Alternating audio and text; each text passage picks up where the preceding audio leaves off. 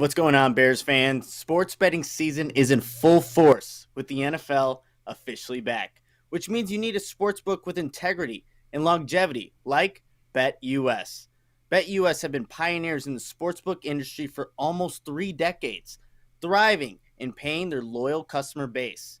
And they have loads of bonuses. Join now at betus.com today and receive a 125% sign up bonus by using bonus code Chicago125. BetUS is known as America's favorite sportsbook for a lot of reasons. BetUS has all your NFL games with team and player props and loads of NFL futures and odds. In addition to the NFL, you can bet on college football games, PGA golf, UFC matches, and more. They have every bet type imaginable, and the BetUS mobile platform is easy to use with full betting options. If you can see that right there. Follow my lead and get your phone, online, and social sports betting partner with integrity and longevity like I did. Cash in on your 125% sign-up bonus at betus.com with our code Chicago125. BetUS. You bet, you win, you get paid. BetUS. Before we actually get started, Nick, your microphone did that old pop real loud thing for just like 1 second. So interesting, right? That's the We'll first see how time, it goes. That's the first time. All right, but we'll officially kick it off now. And welcome back, Bears fans, to another episode of the Chicago Audible. And welcome to Justin Fields' debut season, as the rookie is set to make his first career start this Sunday against the Cleveland Browns, which, by the way, the kid has never lost a game in the state of Ohio. I'm your host, Will DeWitt, and I want to thank you for tuning in to this Week 3 game preview episode. I'm very excited to preview this upcoming Bears-Browns matchup for all of you. Here with me today is both my co-hosts. I have Nicholas Moriano and Mason West. And Nick, you have a first place hat on and a playoff hat on. Yes, so I had to represent, but then I had Mason over here who tops me with his hat on. But yes, I had to represent the White Sox today. Love the hat. It reminds me of when we went to the White Sox game over in May. Feels like a lifetime ago already, but Mason, I'm loving the bear attire today. Literally a bear head on your head. Oh no, and it says you're muted. Well, then you have to leave and come back in. You know, Nick's done this. Well, I don't choose to do it, but yeah.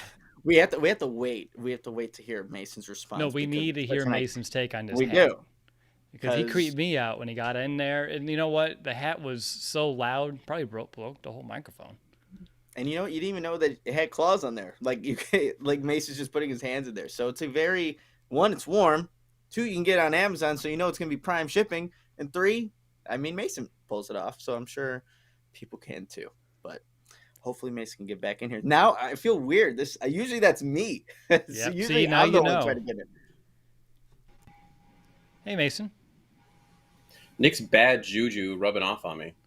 It sure is, but loving the hat. Everyone in the chat's already talking it up, and it's already gaining some traction. Well, I did say on Twitter that we need a little extra juju this week, right? There's some balls in the air, and we just need a little extra, that flash, that flare. So I decided to throw this on, and it is really hot, by the way. Are you going to make it the full hour and a half that we're going to do this preview? You know what? I'm extra motivated today watching that Justin Fields documentary, seeing all the work he's put in. So I think I can survive in the Bears suit for the full podcast. Right on. So, fellas, before we dive into this preview, I know we're all looking forward to, that debut that Justin Fields will be making on Sunday, that first career start. And I know I'm looking forward to seeing what he can do with the starters, with some time to actually work with them. I heard in that documentary that, Mason, you're talking about, that he really does like to work with receivers and build that chemistry and that comfort. I forget the exact quote. I watched it like a few nights ago. It's like, the more I work with the guy, the more comfortable I get, which makes a lot of sense. He didn't get any repetitions really with the starters in preseason, nor in training camp. This is his first week of really getting to play with who will be out there in the field on Sunday. So just for fun's sake and to start things off, I want to know, what's your one word, one sentence kind of feeling about Fields making his debut this week? And I love challenging you guys to be concise here, because I'm sure we can all ramble and gush about just how amped up we are about this upcoming Sunday, one of those momentous occasions for this franchise, without a doubt. But Nick, how about you? I'll say curious. That's how I'm gonna, describe this, just to see how Justin Fields handles everything. Obviously, it's like the stage. I feel like Justin Fields can handle that, but it's now he's the guy. He's getting the first team reps all throughout practice this week of practice, and going back to Cleveland, obviously being playing at Ohio State. So there's a lot there, and he is a starting quarterback of the Chicago Bears for this week 3 game. So I'm just curious to see how everything goes, if his teammates can help him out a little bit. Curious. I like that one a lot. How about you, Mason? Where are you going to take it? Roller coaster. You got to get your barf bags ready because there's going to be some ups, there's going to be some downs, there's going to be twists and turns. So, we're going to see the future. The future is here, but there's going to be growing pains. So strap in. Strap in. I like it. You guys are really helping us start this show on the right foot. And I want to use this as a segue just to jump into our offensive discussion here today. And to kick it off, I'm curious to your guys' thoughts as to how this Bears offense may be different this week.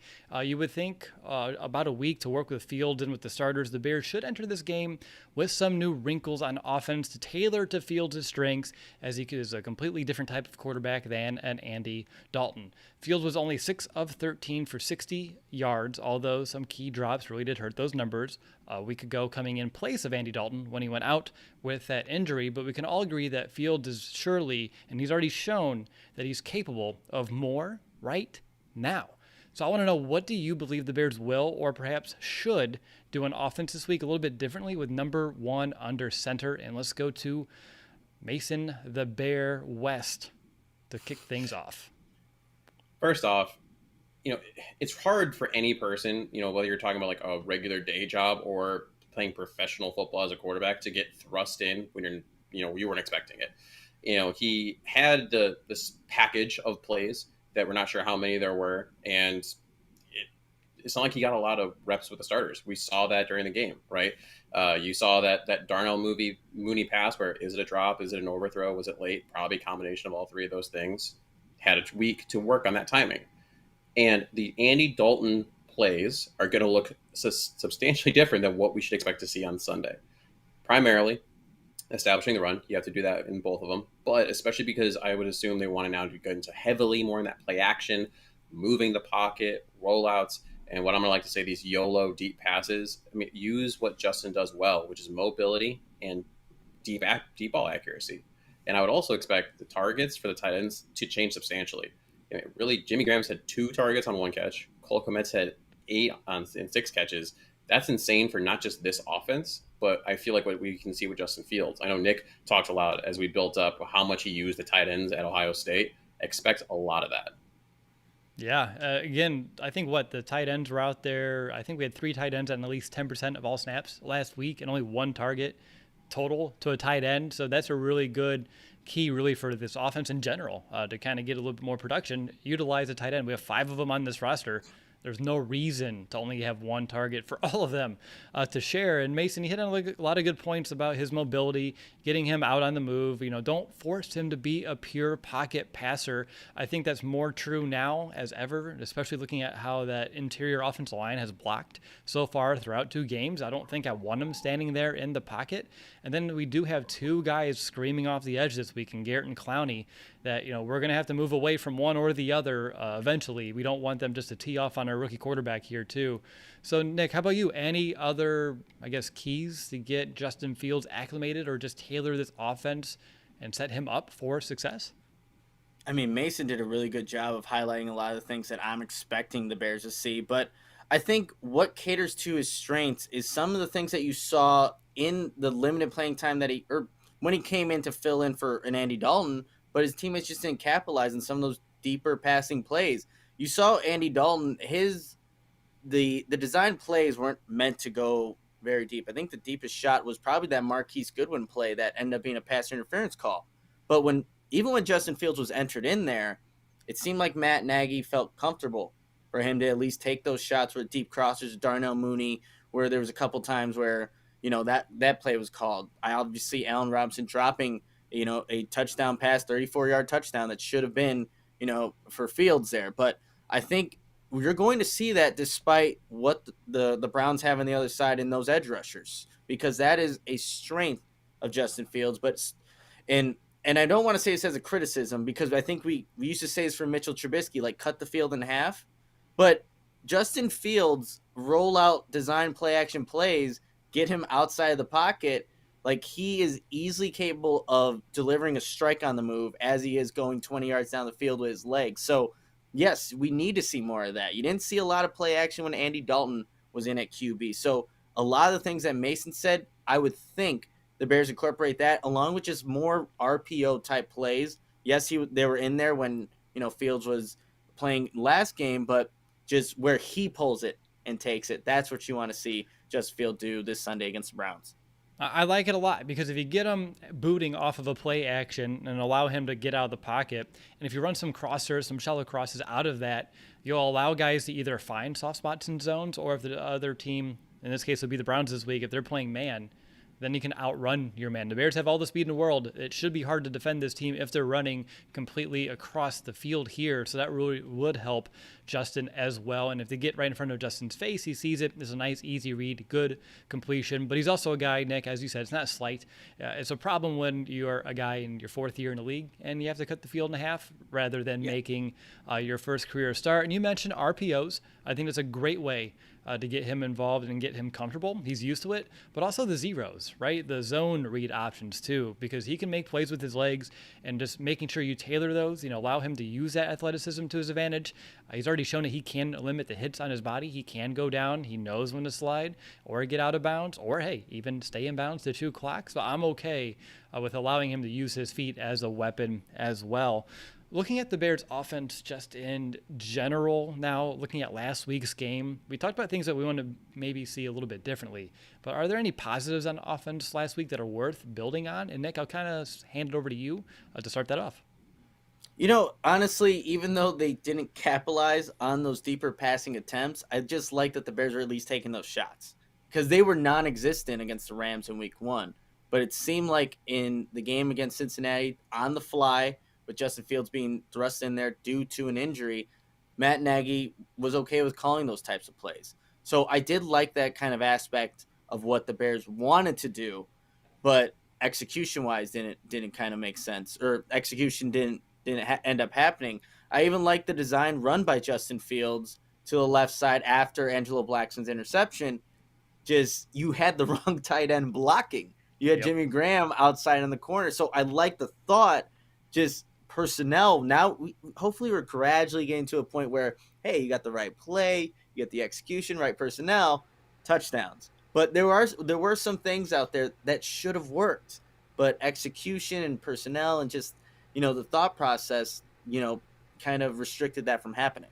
Yeah, even though, Allen Robinson dropped that money throw by Fields in the end zone, Mooney had the one off his fingertips. I love that deep ball mentality, that touchdown to check down mentality that Nagy's been saying for years. And I feel like Justin Fields is able to embody that a little bit. So yeah, taking those deep chances was a positive. I want to see him push that ball. The Browns are near the bottom on defense in terms of EPA allowed. They are allowing way more yards than expected, which again shows me that they are allowing some of these big plays, and maybe big plays that aren't even supposed to happen, but they're there. They're allowing offenses to get chunks, to get some explosive plays against them.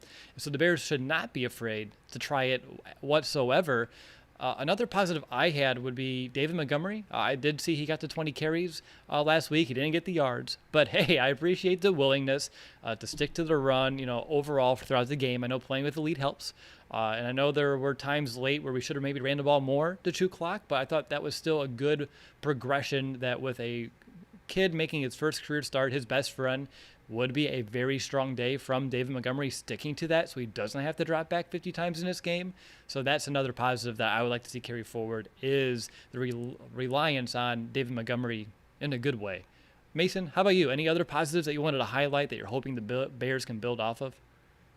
Oh, and really quick to build off something that Nick said, that QB run to the left where, yes, we know Jimmy Graham missed that block. He came up and said, give him my bad after. And it's like, well, how much does that really help when you're looking down at Justin after he got hit like that? But if you actually looked, Cole Kmet missed a block too. Yep. He went way too wide, looked at the guy who was supposed to block and kept floating. And it was like, if he had just gotten to that Bengals player, Justin could have walked into the end zone too. So, hopefully that was worked on. because we should expect a lot of those QB runs. But something that they did do well, I liked the offensive line play. When you really go back and watch the film, Justin did have, and Andy Dalton for that matter, they had time to make passes. There were a couple of times they broke down, but when you actually look at the footwork that Justin had, and sometimes he just floated a little bit, either out of the back of the pocket and to the left, so he kind of created some of these rush lanes for the Bengals, versus if he had stepped up in the pocket that the Bears actually had created, he could have had a little bit more time. So, I really like what they were able to do there, and that I think bodes well for this next week. Nick, while we're on the topic, before we move on to looking at this Browns defense, Mason made a good point. Watching Fields maybe drift in the pocket a little bit. I didn't see that in camp. I didn't see that in the preseason. I'd have to expect that maybe some of those butterflies, nerves came in, knowing I'm in my first real official NFL game now, being thrust in there kind of on the fly. Looking at this week, with it being his first start, does it almost help him getting out there as early as he did last week to kind of maybe calm those down now, because he's already got that experience? So even though it's his first start per se, it's not his first real experience. So maybe he'll get a little bit more comfortable in this one earlier than if it was just purely out of the gate.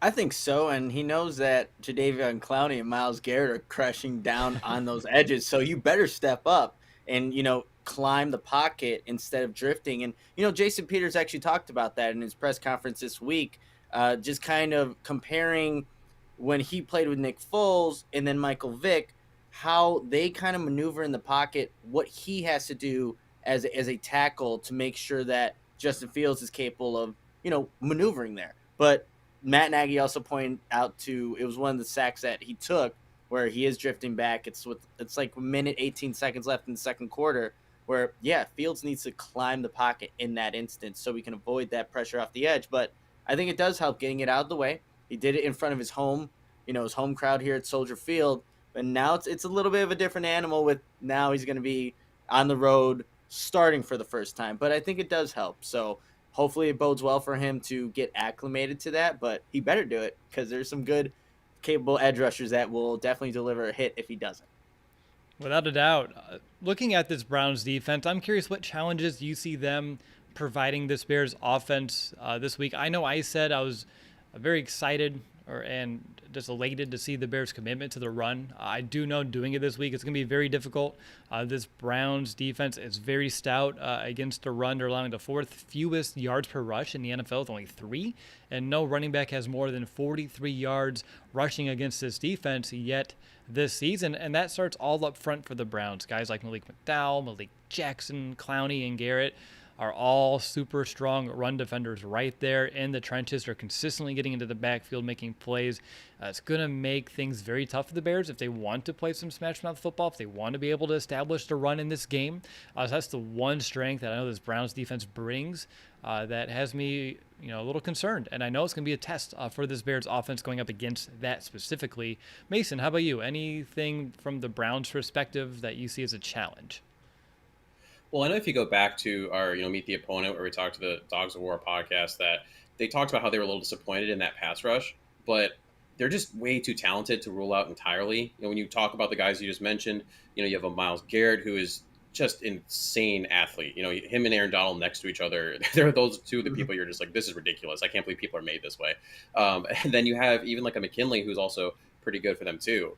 In terms of pass rush win rate, the Browns are actually ranked 5th at 56%. McKinley is tied for 5th overall at 33, and Clowney's 9th at 32% in the defensive end outside linebacker category. So overall, they're winning. They're just not necessarily getting home. And again, they're too talented for that to ultimately eventually not get sacks, not get those pressures. So you're hoping that it's not this week they figure it out, and that it's maybe next week or the week after. Nick, what are we missing?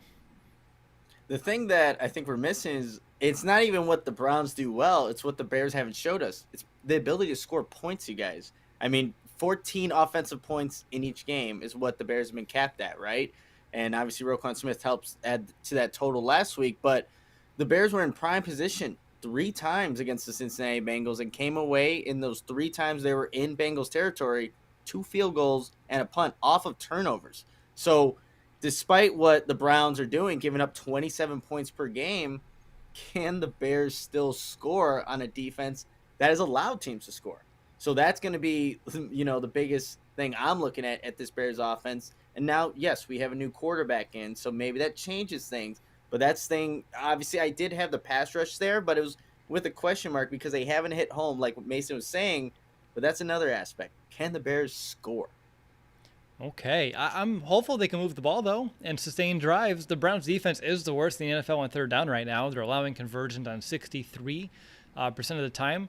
And crazily enough, the Bears' offense, I know it's only after 2 weeks, small sample sizes, but they are 11th in the NFL on third down on offense with a 42.3% conversion percentage. So if the Bears are finding themselves in third down, which we all know they will, they do have some odds in their favors right now, at least extend these drives. It's just a matter of getting into the red zone and seeing what they can do once they get there. Because, Nick, you said it, prime position, they just have not capitalized after 2 games so far. A lot of points left off of the board after these couple of games. But, fellas, if you had to put it all together, based off of everything that we've talked about so far, what are those overall keys to success for the Bears offense this week when you have to just kind of, look at the strengths of the Browns, what the Bears should be doing with Justin Fields? If you're game planning, what does that look like? And, Nick, over to you. Well, a very simplified version. I have 4 bullet points. If the Bears can do this on offense, they will have success and ultimately win. It's really just utilizing Fields' strengths, his ability to get outside the pocket and make throws that way, capitalizing on the Browns' mistakes. They're a team that's right now tied for second with 4 turnovers total. So not very many. They're tied with 5 other teams for that category, but creating explosive plays. And we're still waiting and doing that through the passing game. We're still waiting on that. My bold prediction was 3 last week. That didn't come true. So that's another way that they can do that. And then you got to see if you can run the ball on this Browns defense that's ranked number 6 in DVOA according to Football Outsiders. If all those go in the Bears' favor, they win this game. But that is way easier said than done. Hey, we still got defense to talk about. They could win this side of the ball. Don't get too far ahead of yourself there. True. I have 4 bullet points as well. Sticking to the run, as you mentioned, Nick, even if it's not working, please still commit to it. Don't become one-dimensional. Allow that play action to be a factor as well. So you hit on that one earlier. Get Justin moving. I feel like the Browns defense is going to try to attack us with a lot of zone.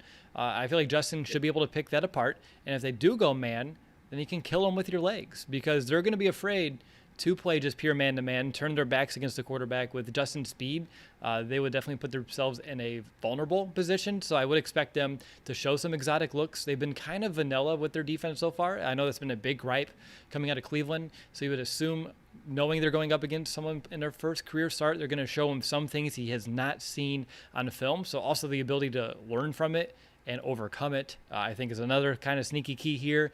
And just take those chances. As we said earlier, allow guys to make plays. That secondary for Cleveland is beatable, so you better go get them. Mason, do we have any other keys that we need to consider here this week? So you guys have said a lot of great stuff. And the only 2 things I would add to it: 1, eliminate at least 1 defender. And you can do that, right, by rolling out away from someone. So if you're going to roll away from a Myles Garrett, if you're going to use that RPO, right, use maybe him or Clowney as that key. Wherever they go, you do the opposite. And Justin's been doing that his entire career. So there's no reason why he shouldn't be able to do it now. The other thing I would take consideration is, at the end of the day, Matt Nagy. Will he unleash Justin Fields and let him play that he plays, kind of that, backyard football, that play after the play that Cole Kmet had referenced in one of his press conferences, and use those strengths? Or is he going to play to win the game or play to not lose the game? And if you look in the past, he hasn't really molded himself, right? I mean, Foles wanted to play fast. He wanted to get the play out quick, and Manning said, no, we're going to slow it down. Let me get my perfect play out for you. And then Mitch, he wanted to move the pocket, didn't do that. And for whatever reason, the Bears just over the course of time have always wanted to fit players to their scheme. Mike Marks traded Greg Olsen because he wanted a blocking tight end. That was a great call. Chip Kelly ended up losing his job because he just kept trading and cutting players that didn't fit his scheme. And then you have someone else like a Greg Roman, who moved from Joe Flacco to Lamar Jackson like it was nothing because he changed what he was doing to fit Lamar. Now, obviously, I wouldn't expect them to use Fields like a Lamar. I mean, that's just as insane. He's a much better passer, in my humble opinion, than Lamar Jackson is. But can you change what you are doing enough? Can you be humble enough to say, hey, I'm going to make this player, put him in the best situation possible and try to let him ball out instead of being scared that he's going to make a bad choice? Really good stuff there, Mason. You hit a good point about both those edge rushers. I think there will be times, because it's going to be very difficult to kind of, mitigate them all game long. So there will need to be plays where you just don't block them. You read them, and then you find a way to beat them because you only have a certain amount of guys you can block. Those are two strong guys. And how deep the Browns are in the interior of that defensive line, it makes it real hard to do some of those double teams unless you are chipping with a back or a tight end. So getting into those option plays where instead of blocking them, you can read them, I think would be something to at least look out for here come Sunday. So up next, we're going to talk about this Bears defense and how they stack up against this Browns offense, everything we're looking for on that side of the ball this week. But real quick, I do need to call a quick timeout to share a message from our friends over at Manscaped. Attention listeners across the galaxy, all the way from Australia to Houston. Do we have a pube problem? If so, our friends at Manscaped have cleared you for takeoff with their 4th generation and brand new Lawnmower 4.0. So kick your pubes to the next planet with the Performance Package 4.0. The orbits in your pants will feel like you're in zero gravity when you use the best tools for the job from the leaders in male grooming.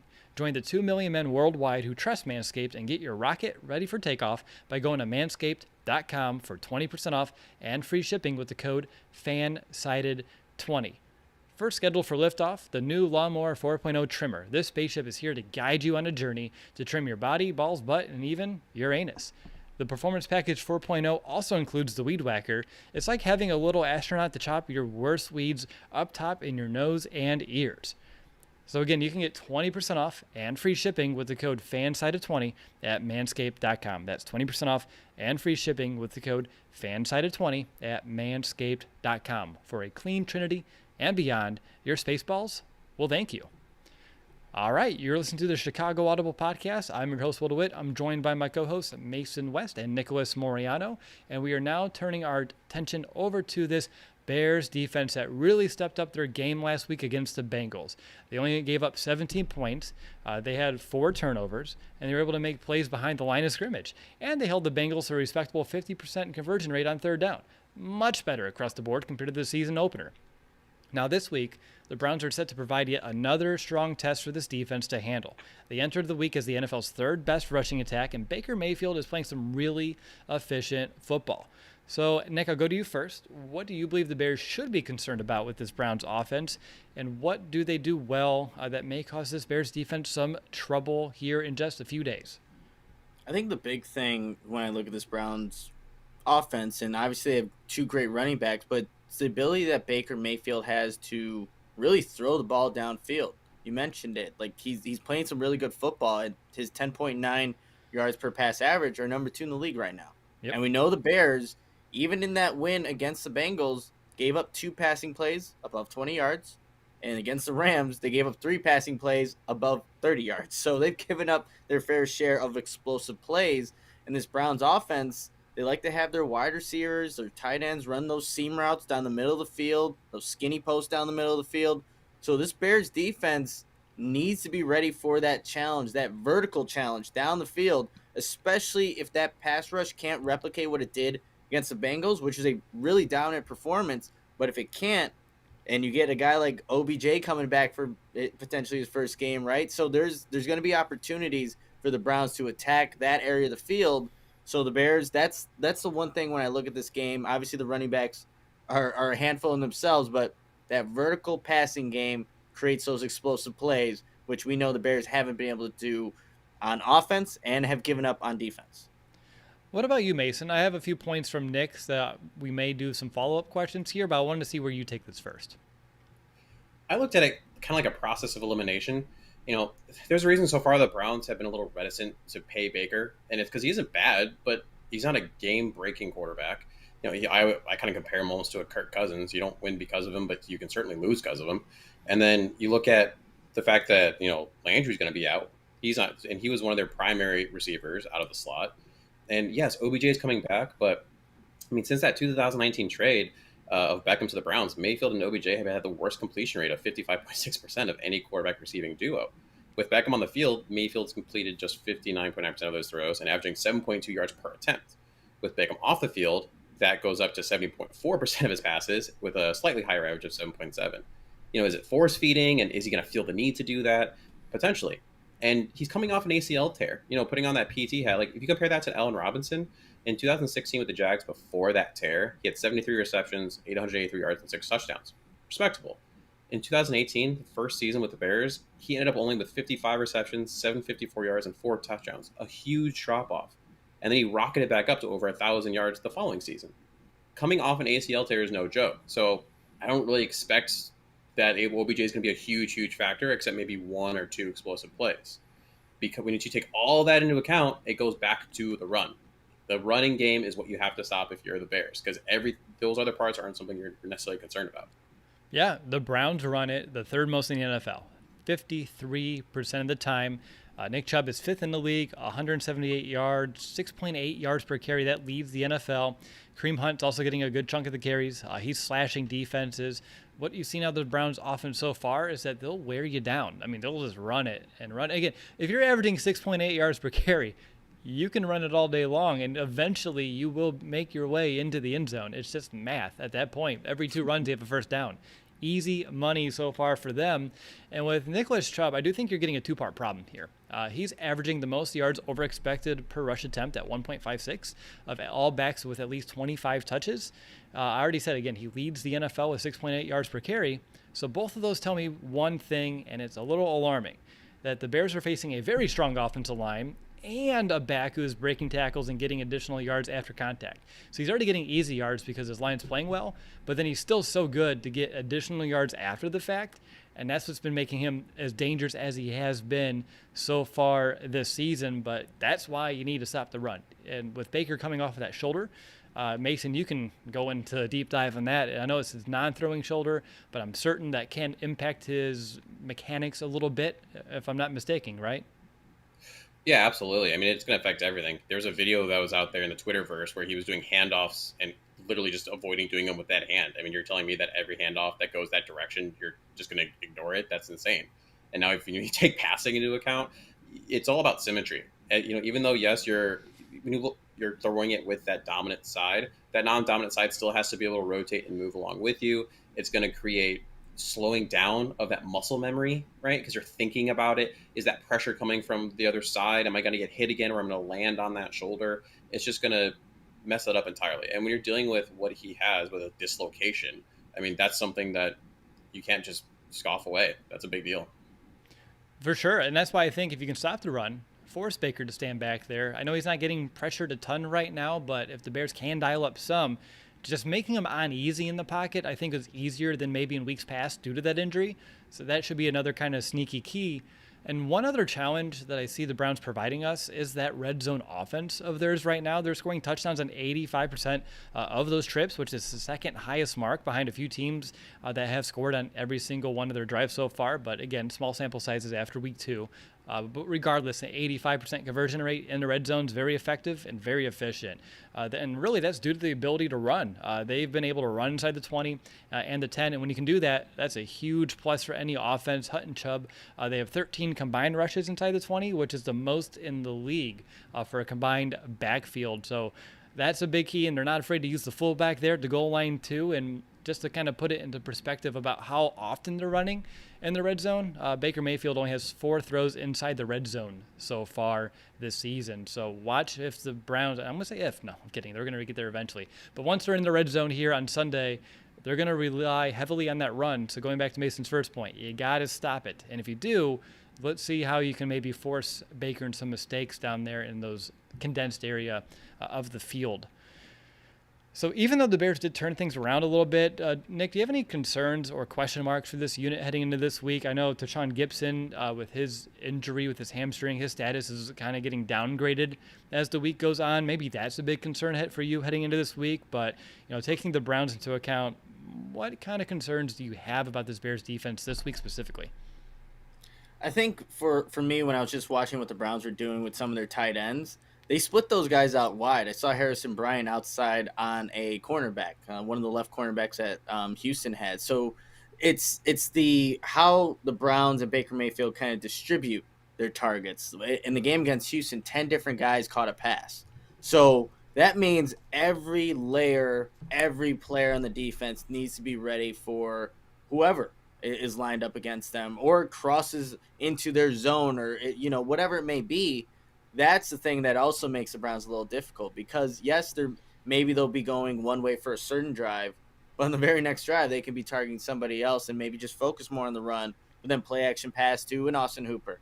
A guys like it can change. It's interchangeable. Even that without Jarvis Landry, they still have plenty of playmakers on that offense that are capable of just moving the chains, keeping that offense out there, and getting into the red zone, which they're very efficient, like you said, Will. So my question for you, Nick, would be: you talked about those tight ends splitting out wide, and I know teams so far after 2 games, the one thing they've done really well against the Bears is kind of attacking that nickel corner, making the Bears go into their sub packages. And again, I know you're not Sean Desai, but with them being a little bit more, I don't know, reliant on the tight end position more than other teams and their running backs as receivers, I think pretty much 3 of their tight ends and both backs would count as their leading receivers now after 2 games. I know Odell's just coming back.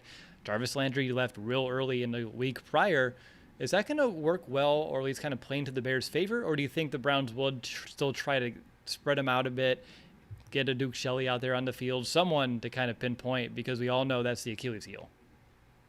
I mean, I would think so. I think you're going to see Duke Shelley's going to be out there regardless, even with heavy run packages. Like you said, Will, they do utilize a fullback. You don't see many of those guys there, but Duke Shelley will be out there, and I think the Browns kind of know.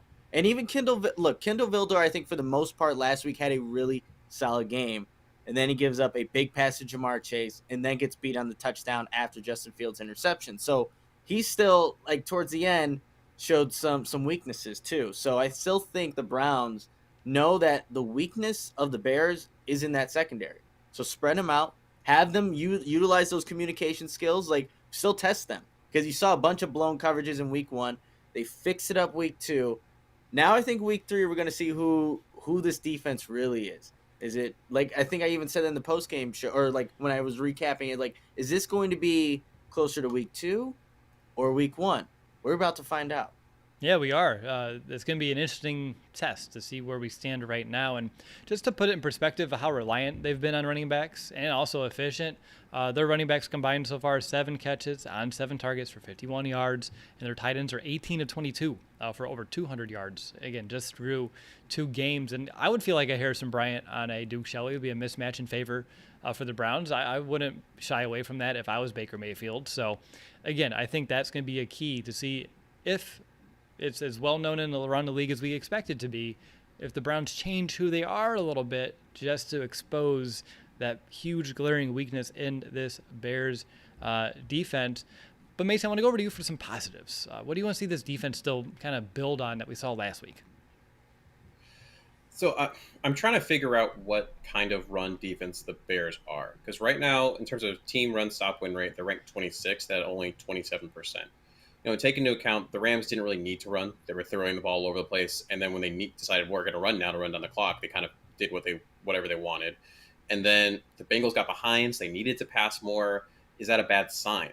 But then when you look in past years, when the Bears have had the gauntlet put down in front of them, they've stepped up against good rushing attacks. And I alluded to this earlier, but I really do compare this Browns team to the Vikings. Obviously Kevin Stefanski was the offensive coordinator there, and a lot of his concepts come from that. The Chubb Hunt, you can easily compare to a Cook. Mayfield, I think you can pretty easily compare to a Cousins. And when you have all that put together, again, like when you have, hopefully Akeem Hicks is going to be back from that illness. You might be getting Eddie Goldman back. That he was limited twice in a row, which is much better than last week. You're definitely getting Mario Edwards back. It's a recipe to have some really great things happen. And when you have someone like a Roquan Smith playing in the middle of your defense, that's a game changer, right? I mean, he can make up for a lot of things. And how active he was against the Bengals, not just in the run game, but also in the pass game, right? With that pick 6, I mean, that's a recipe for a win. Yeah, it is. And you mentioned Eddie Goldman coming back, Mario Edwards Jr. too. And the Bears defensive line has been playing very well. They played really strong a week ago. Nick, how much higher is the ceiling now with a couple key guys back? I mean, look, there's more depth, obviously. I think people are going to be more conditioned throughout the entirety of the game. And if you know that this team's going to try and run the ball continuously throughout the game, you need to have those guys in and out of that defensive front there. So I think it would be huge for a Bears defense that has done, I think, against Joe Mixon. And again, like Mason was saying, the Rams didn't run too much. I think they've done a fairly good job for these 2 tests. Now, this is going to be probably, arguably, the toughest one you're going to face all season.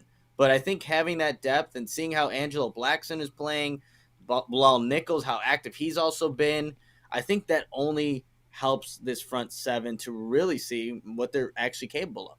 I'm excited that if it goes how things are trending, to finally see Eddie Goldman back in a real game situation. We saw him a little bit in the preseason, but it's been a long time since we saw number 91 anchoring this defense, and it would be, I don't know, tremendous if he's able to play that position like we know he's capable of, and how it'll just benefit and bolster this entire Bears defense, that puzzle piece that you've been playing without, and now you get it back. I don't think that should go unnoticed. And Mario Edwards, such a huge contributor last year. So if you can keep guys fresh, like you said, Nick, that's the Bears' best shot here if they want to kind of contain this run. And how I said earlier, this Browns offense will wear you down. They'll keep punching you in the mouth. Rotating guys in is the perfect recipe to kind of combat that. Keep some fresh legs on your side as well. A positive I want to see, though, is that turnover mentality. We got a pick from all three levels last week, which is pretty remarkable, right? Defensive line, linebacker, and over in the secondary as well. So the Bears will have chances. The Browns give up 2 giveaways per game, which is the second highest mark right now in the NFL, tied with a bunch of teams. People will even out here eventually after we get a few more weeks under our belts, but still on the higher side of things in the league. But guys, we're going up against an offense that is averaging 30 points per game through 2 games. That's the 6th highest mark in the NFL. And as we mentioned, they're going to be a strong test. This Browns offense will be a strong test for Sean Desai's defense. Nick, I'll go to you first. What would you do to slow down this Browns attack? What are your keys to stopping this offense on Sunday? Yeah, so this key, I have to give a huge shout out to Jonathan Wood there on Twitter. Go follow him at Jonathan_Wood1. But the big thing he highlighted in a nice Twitter thread, laid it all out, is limiting the success on first down. Right now, the Browns have 30 runs on first down and are averaging 5.2 yards per carry.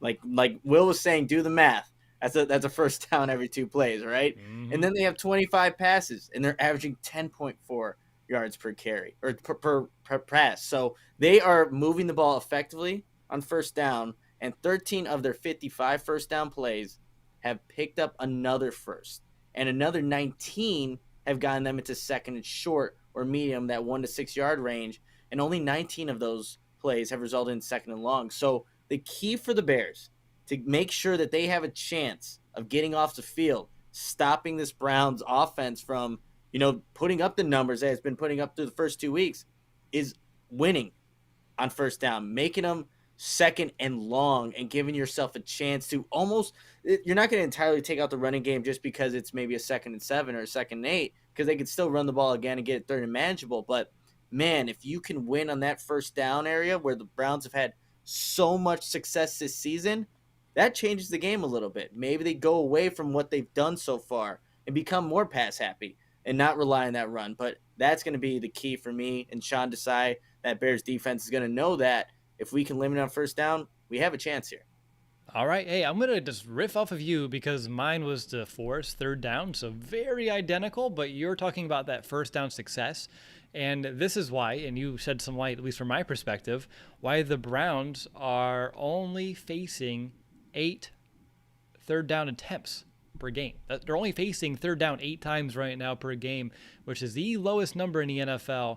There's only 2 other teams that are less than 10, and I think it's LA Rams and the Chiefs, to kind of put that into some perspective for you as well. But when they do actually have a 3rd down attempt, they're not too good at picking it up when their back's against the wall. They're 22nd in the NFL. They're only converting on 37% of their 3rd downs. The problem is defenses have not been able to find a way to get them into those situations. So mine's going to be forced 3rd downs, which in order to do that, you have to go back to the next key, which is to stop that run on first down as well. So we're all aligned. Mason, just blow it up. What are we missing?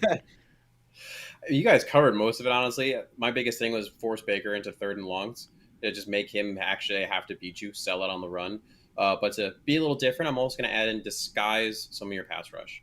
We have seen that for the most part, where Bears got into trouble last year and the year before that, when they had different defensive coordinator at the helm. that it was pretty predictable where the pass rush was coming from, or it was, you had too many of your linebackers going, things of that nature. We've seen more recently, though, definitely different. Roquan's got a sack now, which you didn't expect. Robert Quinn has 2.5 sacks this year. That's mind blowing to me, and I don't understand it, to be quite honest. But you also see, they've had Quinn and Mack on the same side for a play. Just confuse when it gets to that second and long, third and long situation. If you can actually get to third and long, make it confusing for Baker, and so that he really has to prove to you that he can read where pressure is going to come from. Yeah, I've liked how from week 1 to week 2, we saw maybe some Sean Desai wrinkles, and I'm ready to see more kind of get added into the fold here this week as well. One last thing on defense, and it's super minor, and that's why I didn't mention it at all. I'm very excited to have Rashad Smith back over Josh Woods. Just saying. I saw that happen today. Rashad Smith was someone who they got poached from a year ago, and I was so sad. An undrafted free agent that we had after the 2020 draft. And I thought, hey, having 2 R. Smiths at inside linebacker, that's pretty cool. And this kid's fast.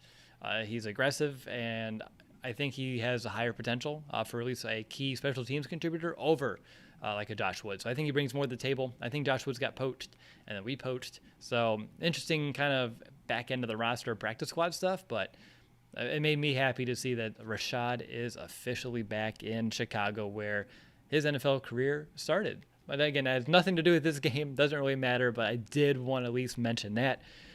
Let's move over to special teams. Nick, is there anything that you wanted to bring to the table here? The only thing is that the Bears, what they've done this week, can't think of the punter's name, brought a left-footed punter in for Nasimba to kind of practice, because that's exactly what they're going to see on game day, a left-footed punter. So I like that from the Bears, just taking whatever little detail they can do to prepare themselves for this game, and they're applying it throughout the practice week. But other than that, not too much, Will. So they did that 2 weeks in a row? They did do it the first week, didn't they? What was the Rams? I thought they did it. I thought they punter? did it entering last week. That was a point I thought I had in my notes a week ago. That was for the Bengals. Oh, for the Bengals. Yeah. What am I thinking? Do they have a left-footed punter? I don't know, but they're just keeping us on our toes over here. But apparently, that left-footed punter works at a Meijer nearby, and they just pick him up whenever it's time. Hey man, we need you this Tyler week. Bray. The Tyler Bray of this year just keeps coming back and forth, punting and going to wherever he goes. That's what his shirt says: left-footed punter, LFP, and then everyone knows it. Goes around the league, travels. It's a nice little cushy gig. Probably gets paid more than I do. To do that. Mason, how about you? Anything on special teams that you want to bring up? And I know Nick didn't bring other than that anything, and no pressure, but I have nothing in my notes here. I was literally going to say I'm looking at my notes and I have nothing there. And I think that's mainly a good thing because we haven't seen the punt coverage or the kick coverage be as bad as it was in the preseason.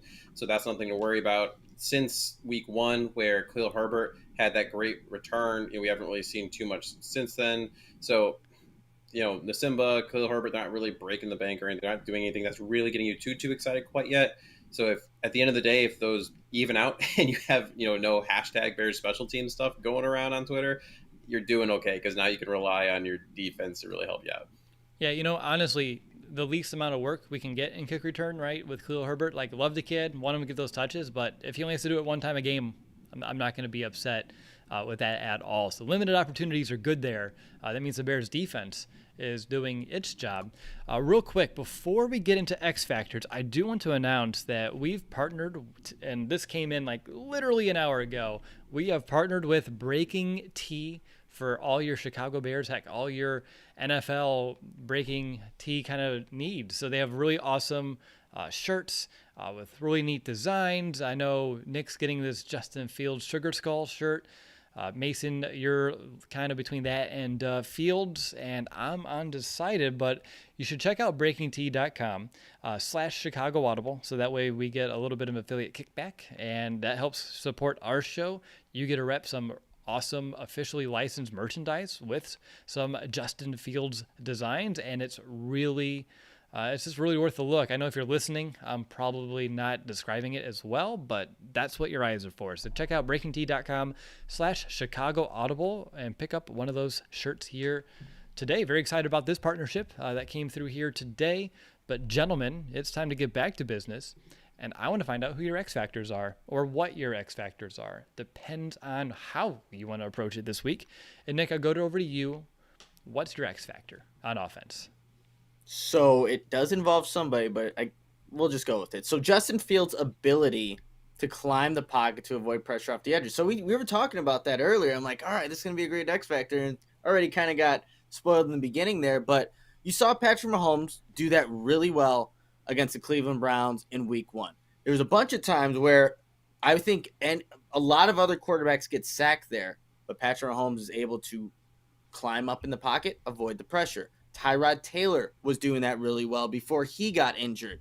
And actually, like I said, Matt Nagy talked about Justin Fields having to do that, and also Jason Pierce having to adjust to how Fields kind of goes back in the pocket. But there are going to be opportunities for Garrett, for Clowney, for guys on that Browns defensive line that they're going to have some shots at Justin Fields, but he needs to feel that pressure, avoid it, step up, and then you can also roll out from there as well and use those legs, extend the play, and then you could see how that factors into that offensive game plan. Because if you could do that, then you give yourself at least more chances. Like Andy Dalton is a guy that, he's not going to be able to do as much outside of the pocket as obviously Justin Fields. So he just needs to feel that pressure. And I think if he does have a good just awareness of it, man, that extends this offense and the opportunities they'll have on Sunday. I still feel like Dalton learned some things from Justin based off how he was actually making some of those plays with his feet way more than I anticipated coming into this season. But I know what you mean there, Nick. We talked about that extensively on the top. Mason, how about you? Do you have an X factor for offense? Mine's going to be specifically Marquise Goodwin. I think if you really stick to what we're talking about in terms of using RPOs, moving the pocket, a lot of those plays where you have the routes that cross the field are going to be really important. And when you have someone like a Marquise Goodwin who's as fast as he is, it's hard to keep up with people on routes like that. So, if you're rolling to the left and you have Marquise coming from the right slot, that pass should be open, and then that should get you some yards after catch in theory. And not just that, but also, taking the top off the defense, stretching it so that we can have Cole Kmet work underneath, Allen Robinson work underneath, things of that nature. So, Marquise Goodwin is going to be very important in this game. And I've been really impressed also with his sure-handedness. He's making some crazy catches that, really get you excited. And so without him, you'd be struggling because so far we haven't seen the Demir Bird be able to do that. He's been used on screens more. It's like, I don't know where Bird is in this offense. It's odd. It's just, yeah, it's odd. But yeah, so definitely Marquise Goodwin. It's weird that they can't get him more involved right now. And it's interesting because when you look at years past, right, as that like fourth wide receiver, that's what a typical Riley Ridley, Ted Ginn Jr. vaguely on the depth chart a year ago, and they always struggled to get those guys touches. And Demir Bird's a guy who was very involved for this Patriots offense a year ago, and so I don't think there's much excuse to not have him a little bit more acclimated into the game plan here than we've seen so far. It's lacking. Don't think it's really a him problem. I think it's a play calling and a schematic issue because we know he has talent. We saw it in camp. We saw it in preseason. They held him out in a lot of those preseason games for a reason. Let's see him do something here. He's not my X factor, by the way, but you got me excited because he is someone that I'm confused, just like the tight end usage, which is my X factor. Let's get those tight ends involved. We kind of took this one out a little bit earlier, so I'm not going to dive back into it, but I do think the involvement of tight ends or not is really going to make or break perhaps his offense and its ability to move and march down the field. Mason, I go back to you for a defensive X factor. So defensive X factor for me is going to be that pass rush. We already talked about the run defense and everything like that, but really if we can get that pass rush going, it's going to be huge. Right now the leader in terms of sacks is Chandler Jones with 5, but not too far from 9th on the list, like I talked about earlier, was Quinn with 2.5. I mean, one of them was followed by that unsportsmanlike conduct, which isn't great. But he's getting to the quarterback, and so are a lot of the Bears. And Mack is getting some solid pressure, even if he's not landing home. His pass rush actually got Bilal Nichols a sack, if you watched in that Bengals game. And the part that's going to be tough is highest pass block win rate for centers in the entire league is J.C. Treader on the Browns at 100%. At guard at 7th is Joel Bitonio at 97%, and Jack Conklin at offensive tackle makes 3rd at 87%. So they have some really solid O-line play. So if you can't win that, if you can't make Baker uncomfortable, especially because, a lot of the Bears pressure does come up right up the middle, right at where Treader and Bitonio are going to be playing, he might be able to pick you off because we know that the Bears secondary is still a question mark. Yeah, Baker's only getting pressured on 22% of his dropbacks right now. So again, only about 1 out of every time he's dropping back to pass out football, there's some pressure. Testament to that Browns offensive line, going to be a big test, which is why my X factors, we talked about him, Mario Edwards Jr. and Eddie Goldman coming back. Let's add a little extra fuel to the fire here. Let's watch Eddie Goldman take that 100% win percentage from that center and let's drop it down a few pegs. I'm excited to see what he can do, holding down both sides of that A gap, which should help us stop the run or at least slow down that Browns rushing attack. And Mario Edwards always coming off the bench, always making plays. I think they can really, as we said earlier, elevate the floor and also expand the ceiling a bit. So those two guys coming back, being fresh, and just giving us a little extra, I don't know, pep in our step is something that I'm looking forward to as an X factor to kind of elevate this entire Bears defense. And I think they're very needed here in this game, so the timing could not have been much better. Nick, your X factor on defense. And we've talked about this already, too. It's limiting explosive plays. Right now, Cleveland's ranked number 2 in the league in explosive play rate. So they have 6 explosive passing plays and 9 explosive running plays. I already talked about the Bears have given up in both areas. So I think this is going to be a crucial game where you want Cleveland to have to drive the length of the field. Gives them more opportunities to have maybe some penalties, to screw up, maybe have that turnover, which Cleveland has done, 4 times this season. So limit explosive passing plays, make Cleveland have to really drive down the entire field to score those points. All right, now let's take it one step further. We looked at some macros. We're getting into the micros, and let's get really micro right now. And let's look at your back-breaking matchups here this week. And Nick, you have offense. What is going to be the matchup on offense that could end up breaking the Bears' back? I think it has to be Jason Peters versus Myles Garrett. And, Myles Garrett hasn't hit home like maybe Browns fans have expected him to, but like Mason was saying earlier, he's been close. And I think Jason Peters has shown that he's been maybe better than we were all anticipating, given that he wasn't even, he was fishing not too long ago, right? But he did dislocate his finger, and he seems to be all right. But I think if Myles Garrett is able to have his way with a future Hall of Famer, which hopefully isn't the case, that's only going to make life a lot more difficult for Justin Fields. And what maybe the Bears want to do, push that ball downfield. You can't have time to do that if Myles Garrett is right there. So I think this is a back-breaking matchup that if Myles Garrett wins this one consistently, then we can really have a problem. One question on that, because I feel like you had 2 and you may be battling heading into the show which one to take. Is there a reason why you chose that one over Clowney versus Ifedi? Because both of them are a little worrisome, but is it Garrett's being a little bit better, or is it the Peters matchup specifically? I just want to know what was the deciding factor there. For me, it was just Garrett's a better player than Clowney, and that's why Clowney has been kind of bouncing around and hasn't been as consistent. Garrett is up there with just, I think, in the realm of those Khalil Mack type of players, and he just needs to show it as consistently because he's definitely capable of it. So that's why I lean more towards his side than more Clowney's way. Thank you. I knew if I was doing this one, I would have maybe flipped a coin, pulled a Robert Quinn on that one to figure out which one I would have said on the show, but your rationale had a little bit more strategic thought behind it. Mason, you have defense. What's going to be the back-breaking matchup of the week over there? I'm going to go outside the box a little bit on this one. And we know the run game is what it is and all that stuff. But with having Landry out, the Browns need to figure out another way to use their screen game and get those extension of the run, essentially. And to me, I'm going to look at Demetric Felton versus Duke Shelley.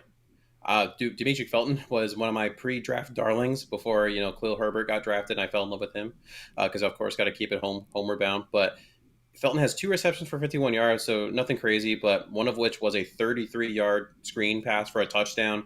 He just has this juice to him, and I can absolutely see Stefanski deciding, hey, we're going to attack that slot, and why don't we put someone that's just a pure athlete? He's not a running back. He's not a wide receiver. He's both. It's basically their version of Tariq Cohen.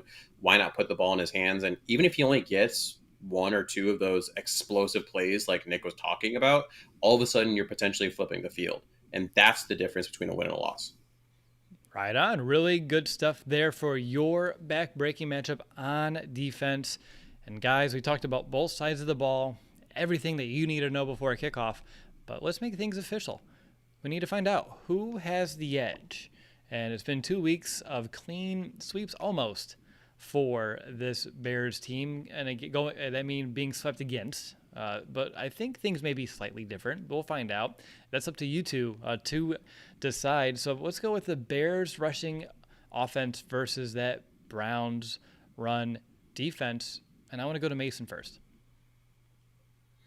I'm going to give it to the Bears on this one. I just think that because now you have to expand what Bears rushing offense means, because it's not just Montgomery anymore. It's now Justin Fields too. And we saw that he had, I believe it was 10 runs. A couple of those were kneel downs, like 2 or 3 of them. But he was able to get first downs with his legs. He was able to move the chains with his legs. You bring in a Montgomery also, who is playing very well. Yes, the yardage wasn't there necessarily last week, but that was also just game flow and things like that were a little funky. We're more worried about the pass rush of the Browns versus what their ability to truly stop the run. So when you bring in all those things, and again, Fields, as he says, was built for this. He's been doing this RPO stuff, which we're hoping they're going to do on Sunday forever. This is what he's done, reading that defensive end, outside linebacker is that key, pulling the ball, knowing when to hand it off. I'm going to give it to the Bears. All right, Nick, how about you? Bears passing offense with Justin Fields in his first start versus that Browns pass defense. Look, the Bears have missed some opportunities in the passing game, but I truly do believe it's going to be better in Justin Fields' first start. In Cleveland's secondary, we talked about it, in the defense that they have there, that's where they're vulnerable. So I like the Bears in this one for their passing attack. If you would have asked me the first one, I would have had the Bears too. So we're 2 for 2 right now. Yeah, we are 2 for 2. I'm feeling really good about that. Let's go over the defense, though. Still some tough tests here for this Bears team. And let's go back to Nick. Bears run defense versus that Browns rushing attack. One of the best in the league right now, if not the best. I think this is going to be a really, really good matchup. And we talked Eddie Goldman's coming back and Mario Edwards. I'm giving it to the Browns. You have 2 guys that are capable of running the ball, and they do it so often. By the time this game is over, Cleveland's still you're gonna look in the stat column. Cleveland's gonna have their rushing yards, and probably their yards per carry is gonna look pretty good too. But I'm gonna lean that way. But I think this is gonna be a really good matchup to watch. All right, and Mason, to wrap things up, that Bears pass defense versus that Browns passing attack with Baker Mayfield playing that efficient football. No Jarvis Landry, but you do get Odell Beckham Jr. back this week. Which way does it go? I think I'm going to surprise people and give the edge to the Bears, actually, on this Homer. one. That's what everyone's going to say, that 100%. And I get why. And when I started this week, I was totally flipped the other way.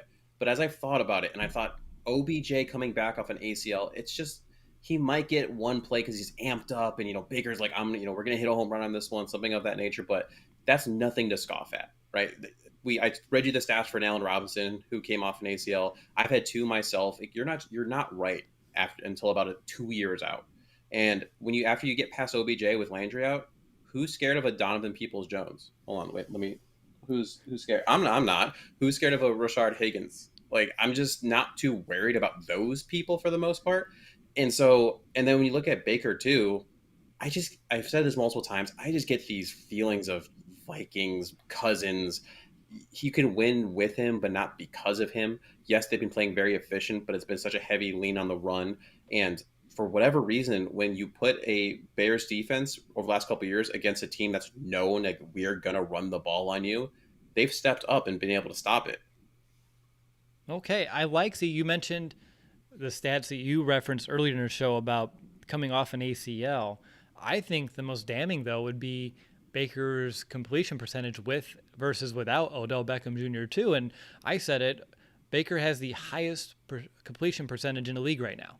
But with Beckham Jr. back, does that old bad habit come back into play where he's forcing it a little bit more to his number 1 wide receiver? And as a result, will that offense suffer because of it? Because bad habits, they are hard to break for a reason. I would have a hunch that if he's out there, maybe we're trying it, or they're forcing it just a little bit too bit. So that is another Really good one there, Mason. But let's go ahead and get into some predictions now. And let's play some of one of our favorite games. And that is over, under, maybe.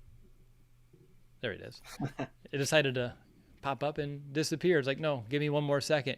But usually these come from our sportsbook sponsor, Bet US. But weirdly, and I think this is like a Justin Fields effect, the Bears like the only game that don't have player props right now.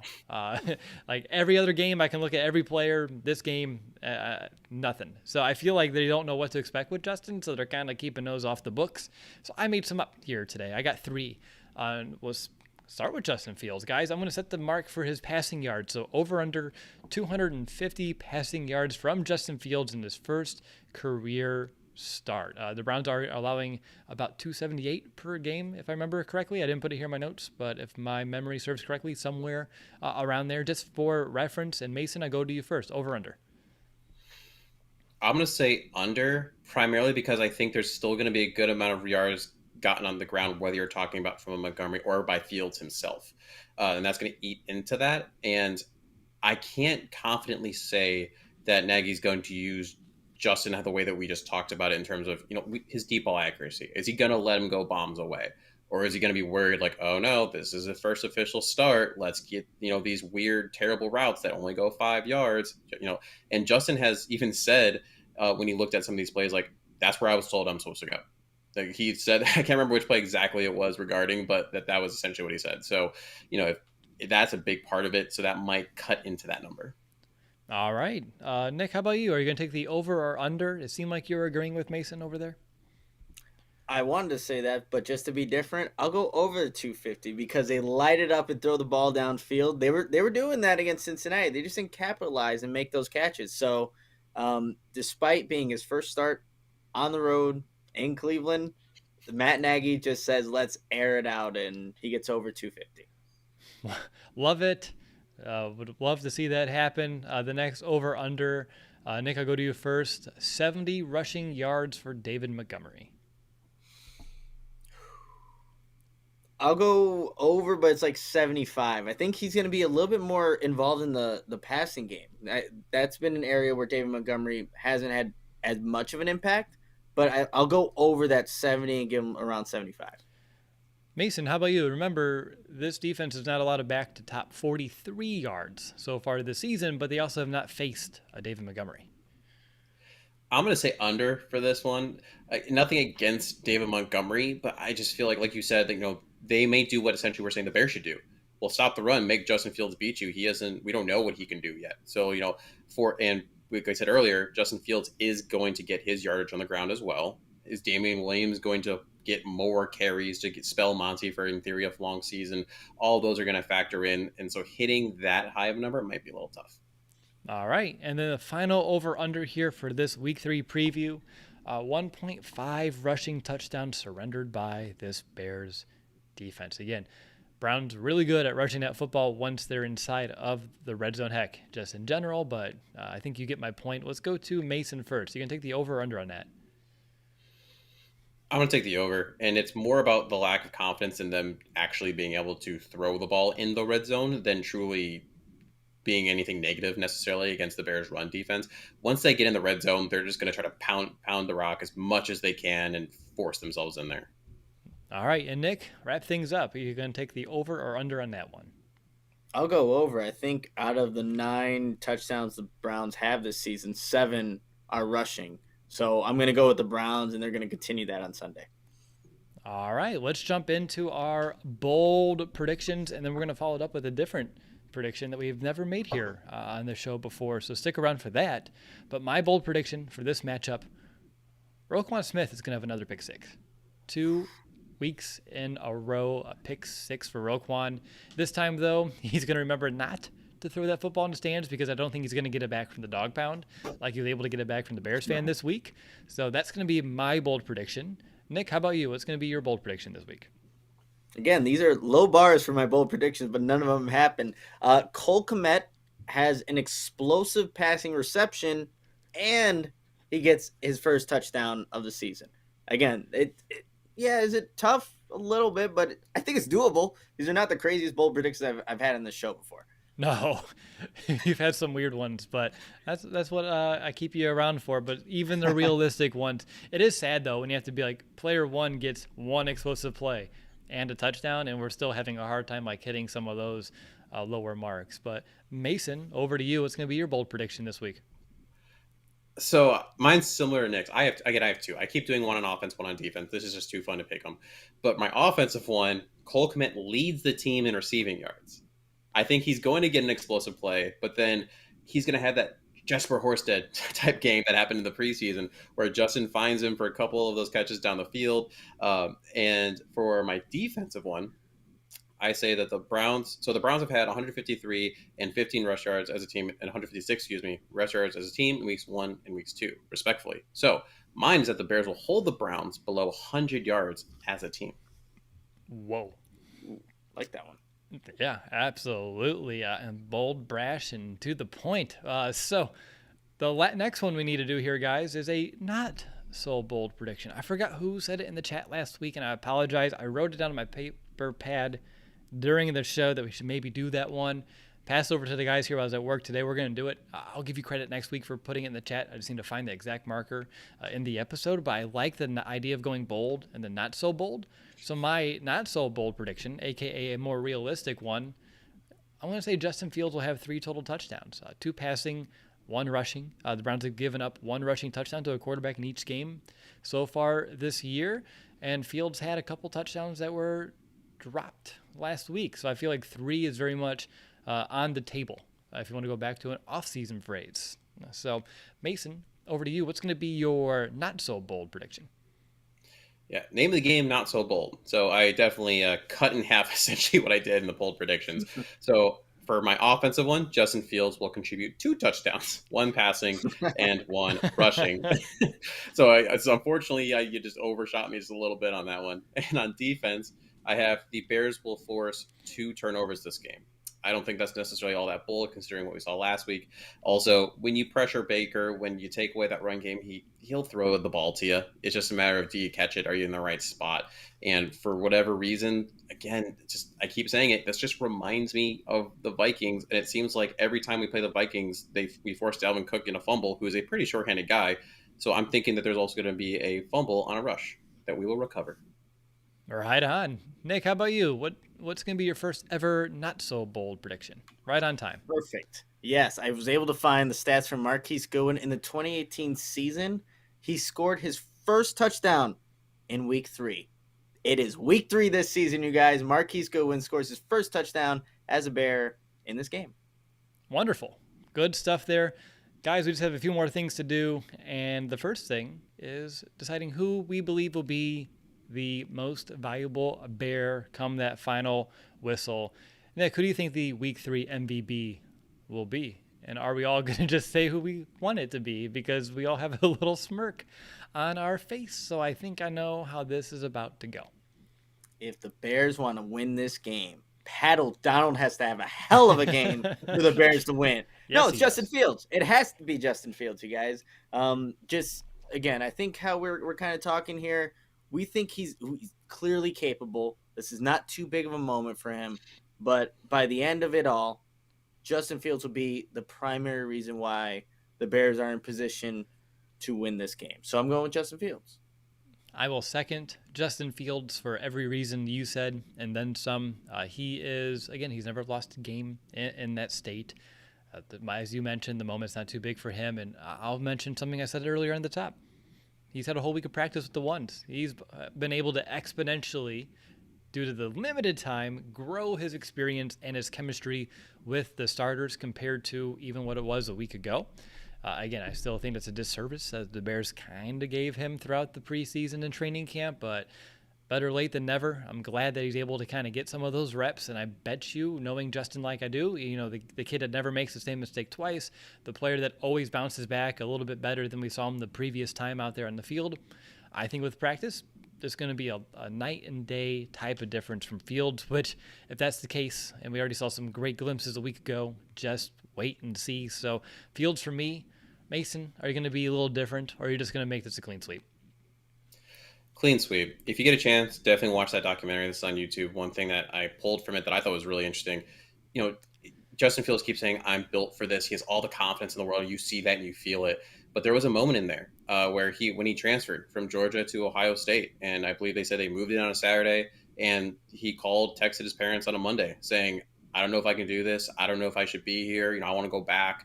And, they were like, give it a week, give it 2 weeks, see what's going to happen. And he overcame that mental hurdle, that adversity that was presented to him. And I think he's going to do the same thing this week. He had some adversity last week. He hasn't played that. It wasn't even poorly, honestly, but he hasn't played like that in a long time. And if I had to put money on it, if there was some crazy futures bet, I think that pass rate and that QBR he had is probably the lowest he'll have in his entire career. I don't think he's ever going to get that low again because he, like you said, Will, learned from his mistakes and he's going to push to do what he can. So Justin Fields is going to be the MVP from here on out until he retires as the best quarterback ever. We're going to have like the non-Fields MVP prediction. Yeah, at one point in this podcast tenure, I can just see it coming already. But yeah, with Fields, it's not just that ability to bounce back and overcome. It's really that confidence that still has me like awestruck. Like he is someone that I don't think will ever get, beaten down. His confidence will ever get shaken. I think he does genuinely believe in himself 110%. And that's going to just bode so well for himself and this Bears offense and this team's future going down. There's no situation too big for him. A bad drive, a bad series, a bad quarter, a bad half. It doesn't matter. He's going to find a way to shrug it off and move on. And that's why I'm just very excited. As good as I felt or as happy as I felt with the Trubisky debut, right? Having a first-round quarterback in my lifetime since Rex Grossman to make his first Bears official start. This one's like 1,000 times more exciting for a bunch of reasons. But let's go ahead and let's figure out who's going to win this game. Time for our official game picks. So, Nick, you and I are both 2-0. Mason is 1-1. Should we let Mason go first, or do you want to kick things off, or is it me? It's you. All right. Woo, put me on the spot. So luckily I've done a few guest spots for other podcasts this week, and I'm keeping my bold prediction, my game pick exactly where I've had it all week. I have the Bears winning 24-21, a little upset on the road this week. I think Justin Fields will step in, be able to take charge. The Bears will be able to utilize this offense to his strengths, and we're going to see a little bit more of a dynamic attack against a defense that I know we can make plays against. And then on the other side of the ball, this Bears defense, with a guy like an Eddie Goldman back, with a guy like a Mario Edwards Jr. back, and just that general trend where I saw that defense from week 1 to week 2, I'm expecting yet another step forward, and it's going to be a tight game regardless, but I think the Bears will be on the right side of things when it's all said and done. So 24-21, good guys, and Justin Fields is 1-0 as a starter in the NFL. Nick, you're up. So I'm calling an audible here. I don't know what it was that made me change my mind, but I'm going with the Browns in this game. I'm going with the Cleveland Browns, keeping the same exact score, 24-23. It's going to be close the entire way. And it's nothing on Justin Fields. I think from this game we see exactly what we want to see. But Cleveland, realistically, they should be 2-0. They should have beat the Chiefs in week 1. There was a muff punt and a fumble by Nick Chubb, things you don't usually see that really put that game in favor for the Chiefs. There you go. Do it. It'll put me at 3-0 in the wins and loss column, but I'm going with the Browns. And this was on the fly. I had Bears in here. And, yeah, put me upside down. 24-23 Browns, but I hope I'm wrong. Yeah, I do too. I feel like I'm upside down too, like here in my seat, which is so weird. Yeah, no, you're definitely going to go black and white. I know you guys don't watch Big Brother, but I do. That means you're out of the game. So no longer there, Nick. And I don't know, upside down, because you flipped my world upside down, because I was very confident you're going to go Bears, but you flipped it because you wanted to be different. You think you're going to be able to take a game on me, and it's not going to happen. Mason, it's your turn to gain a game on Nick. You going to do it? First of all, I want an asterisk next to my 1 in the loss column. That was, again, the Bears Kool-Aid, so I'm going to need that thrown on there, like, by the season's end. But when you look at what we've seen in the past, like you mentioned when Mitch came in, like, there's such an emotional shift. And that was with Mitch Trubisky, who is not the same kind of leader, who's not the same athlete, who's not the same football player that Justin Fields is. And ultimately, when you have that, I think that the rest of the team is really going to step up, which is why And if you asked me in the preseason, if you asked me week 1, I was gonna pick Browns. I mean, but then you have Jarvis Landry is out, and you have Odell Beckham's back. But again, this was the first game he's back. All of those things, which has led me to say the Bears will win 31-24. They finally break the 30-point mark. I thought I was going crazy when I thought they can break the 20 mark. I look at this Browns defense and I'm not scared by a lot of it. I mean, I'm concerned about Myles Garrett, because everyone should be. He's a terrifying human being. But besides that, I mean, there's nothing that there's a rookie cornerback out there. They have a safety that missed an entire year. And they don't know what Justin's going to do. And yes, Nick had mentioned that they should have beat the Chiefs, what they should have. But they also were down 14-7 against the Tyrod Taylor-led Texans, which I'm a huge Tyrod Taylor fan. I think he just, has the worst things happen at the worst moments. Specifically, he got hurt and then benched for Baker Mayfield, which is, ironic. But then they beat them, but it wasn't like you're on the path to lose the Texans. Like, are you really going to stop? Am I that confident going to stop Justin? Nah, not right now.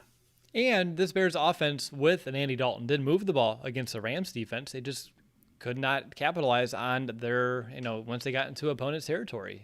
So there are reasons for optimism. And when you mentioned a Tyrod Taylor injury, Mason, I bet you that's what the guys from the Browns podcast meant about us trying to replicate their quarterback situation from a couple years ago. It just dawned on me when you mentioned that. We never asked them. I still need to ask them, but that does make a little bit more sense. That's a total aside. We need to do some confidence meters and wrap up. This show's going a little long here. So, Nick, over to you first. Where's your confidence meter since, you did it wrong? I did it wrong. I'm at I'm leaving the same here. It's like a 5.6 that the Browns will win, the Bears will lose. It would have been the exact same way had I had, the Bears winning this. It's going to be, I think, a close game. But the Browns they're a playoff team. They're not that old perception of the Browns, I think, is gone in a way. This is a team that has a lot of pieces on there. They're playing at home. And I think that is going to be why they win. But like I said, 5.4 for my confidence meter. We'll see what happens there. I thought you said 5.6. It's dropping. No, yeah, it is. I'm more and more losing confidence in the pick, but it's done. So 5.2? 5.